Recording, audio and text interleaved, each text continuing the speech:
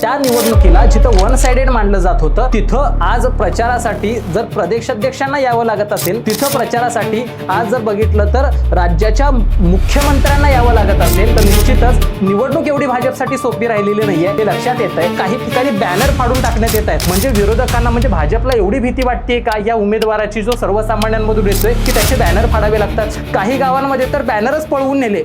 मंडळी, महाराष्ट्रात सगळ्यात जास्त हाय व्होल्टेज असणारी निवडणूक म्हणजेच आता सध्या असलेली राहुरीची पोटनिवडणूक। या निवडणुकीमध्ये ज्या पद्धतीनं विरोधकांनी सत्ताधारी असणाऱ्या भाजपच्या उमेदवार अक्षय कर्डिलेंना धारेवरती धरलंय ते बघितल्यानंतर लक्षात यायला लागतंय की हे सगळे जे प्रश्न विरोधक मांडतायत ते बघितल्यानंतर मतदारसंघामध्ये खरंच सगळीच्या सगळी जनता ही कुठेतरी एक सर्वसामान्य कुटुंबातून उभे झालेल्या गोविंद मोकाटेंच्या बाजूने वळते की काय हा प्रश्न निर्माण झालेला आहे। आणि नेमकं विरोधक काय टीका करतायत, अक्षय कर्डिलेंना धारेवरती धरण्याचं काम काय केलं जातंय, सगळं समजून घेऊयात आजच्या व्हिडिओमधून। नमस्कार, मी अक्षय आणि तुम्हा सगळ्यांचं स्वागत करतोय आपल्या शब्दवेडे चॅनलवरती। मंडळी, आपण जर पाहिलं तर राहुरी विधानसभेमध्ये तिथं असणारे भाजपचे उमेदवार शिवाजीराव कर्डिले यांचं दुःखद निधन झालं आणि त्यानंतर पोटनिवडणूक लागली। पोटनिवडणुकीमध्ये राष्ट्रवादी काँग्रेस पक्षाकडून प्राजक्त तनपुरे यांच्या नावाची चर्चा होत होती, तर दुसऱ्या बाजूला भाजपकडून अक्षय कर्डिलेंच्या नावाची चर्चा होती। अक्षय कर्डिलेंना भाजपने तिकीट दिलं, मात्र भाजपच्याच एका खेळीमुळे प्राजक्त तनपुरेंना थांबावं लागलं, म्हणून राष्ट्रवादी काँग्रेस पक्षाकडे उमेदवारच नाही की काय अशी परिस्थिती निर्माण झालेली असताना शरद पवारांनी टाकलेला डाव अनेक सर्वसामान्य कुटुंबातून उभा केलेला उमेदवार गोविंद मोकाटे नावाचा तो समोर आला। आणि आज जर बघितलं तर निवडणूक ही अत्यंत चुरशीची व्हायला लागली आहे। कारण काय तर त्या निवडणुकीला जिथं वन साइडेड मानलं जात होतं तिथं आज प्रचारासाठी जर प्रदेशाध्यक्षांना यावं लागत असेल भाजपच्या, तिथं प्रचारासाठी आज जर बघितलं तर राज्याच्या मुख्यमंत्र्यांना यावं लागत असेल, तर निश्चितच निवडणूक एवढी भाजपसाठी सोपी राहिलेली नाहीये हे लक्षात येत आहे। मग नेमकं असं गोविंद मोकाटेंनी कोणते आरोप केले, नेमकं असं विरोधकांकडे काय शस्त्र आहे की ज्याचा वापर करून आज विरोधकांना म्हणजेच भाजपला आज तिथं तोंडचं पाणी पळवून लावण्याचं हे काम करतात, समजून घेऊयात। म्हणजे सगळ्यात महत्त्वाचं म्हणजे विरोधक ठाम मुद्दा मांडतात तो म्हणजे आज ज्या पद्धतीनं शिवाजीराव कर्डिलेंचं तिथं वर्चस्व होतं तर ते जर बघितलं तर बापाचं नाव सोडलं तर असं मुलग्याकडं काय आहे असा प्रश्न सगळ्यात पहिल्यांदा विरोधकांकडून उपस्थित केला जातोय की अक्षय कर्डिलेंनी असं काय करून दाखवलंय ज्याला चांगलं भाषण करता येत नाही, स्वतः मतदारसंघातल्या लोकांसाठी जिल्हा परिषद सदस्य असतील किंवा इतर लोक असतील, सर्वसामान्य लोक असतील, त्यांच्यासाठी त्याने एखादी निवडणूक तरी लढवलेली आहे का, किंवा याच्या आधी त्यांनी असं कुठली ठाम भूमिका घेतली की ज्याच्याकडे बघून लोकांनी त्यांना मतदान द्यावं की फक्त सहानुभूती म्हणूनच मतदान केलं पाहिजे असा प्रश्न सगळ्यात पहिल्यांदा विरोधक विचारताना दिसतात। दुसरं महत्त्वाचं म्हणजे विरोधकांनी काही भाषणांमधून किंवा काही ठिकाणी अशी ठाम टीका केलेली आहे की जिल्हा बँकेवरती ज्यावेळेला शिवाजीराव कर्डिले होते त्यावेळेला अनेक शेतकऱ्यांच्या मुलांकडून तिथं भरती करून घेतो म्हणून 15-15, 10-10 लाख रुपये घेण्यात आलेले आहेत आणि तरी सुद्धा अनेक शेतकऱ्यांच्या गोरगरिबांच्या मुलांना नोकऱ्या ते देऊ शकलेले नाहीयेत। मग या सर्वसामान्य लोकांची अशा पद्धतीनं फसवणूक जी झालेली आहे हा मुद्दा विरोधक तिथं हायलाइट करताना काही प्रमाणात दिसत आहेत।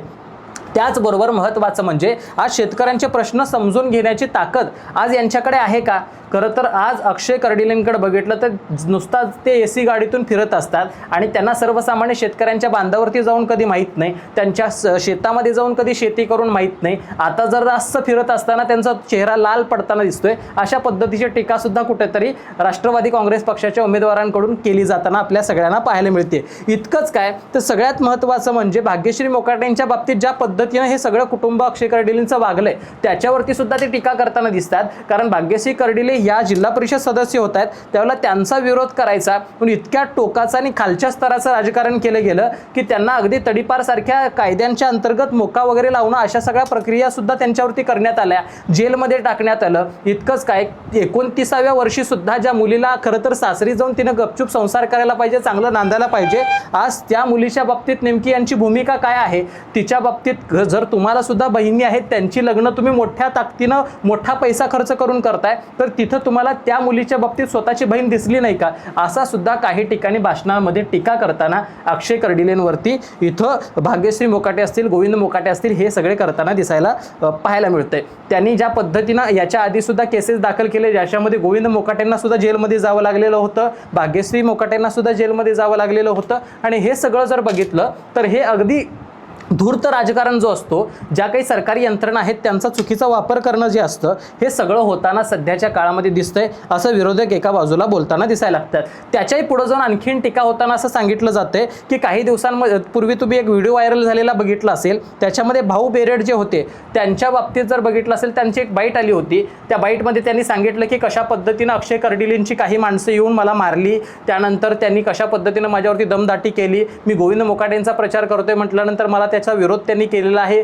वगैरे वगैरे, हुकुमशाही चालू आहे, दहशत चालू आहे, अशा सगळ्या पद्धतीचा भाऊ बेरेड यांचा व्हिडिओ समोर आलेला होता. मात्र त्यानंतर काहीच वेळामध्ये अगदी अर्ध्या एक तासामध्ये त्यांची परत अक्षय कर्डिलेंची माफी मागतानाचा व्हिडिओ आला. मग त्याच्यासाठी त्यांना फायनान्शियल मॅनेज करण्यात आलं की त्यांच्यावरती कुठल्या पद्धतीचा दबाव टाकण्यात आला, हाही प्रश्न काही वेळेला विरोधकांकडून उपस्थित केला जातोय. आणि मग इतक्या कमी वेळामध्ये जो टोकाचा बोलत होता माणूस तो शांत कसा काय झाला बाबा, हाही एक प्रश्न चिंतनाचा समोर येताना दिसायला लागतो. सगळ्यात पुढं आणि महत्त्वाचं जाऊन जर बघायचं झालं तर गोविंद मोकाटेंची काही ठिकाणी बॅनर फाडून टाकण्यात येत आहेत. म्हणजे विरोधकांना, म्हणजे भाजपला एवढी भीती वाटते का या उमेदवाराची जो सर्वसामान्यांमधून येतोय की त्याचे बॅनर फाडावे लागतात. काही गावांमध्ये तर बॅनरच पळवून नेले, अशा पद्धतीचा आरोप सुद्धा हे राष्ट्रवादी काँग्रेस पक्षाच्या उमेदवारांकडून, त्यांच्या माणसांकडून केले जातात. म्हणजे एकंदर पाहता काय दिसतंय तर इतकं भाजपला म्हणावी तेवढी निवडणूक सोपी राहिलेली नाहीये. लोकांच्यातून काही प्रमाणात जी भाजपवरती नाराजी आहे ती नाराजी कुठेतरी समोर येताना दिसतीये. आणि म्हणूनच की काय घाबरून आज अशा पद्धतीनं भाजपला काही खेळी कराव्या लागतायत का,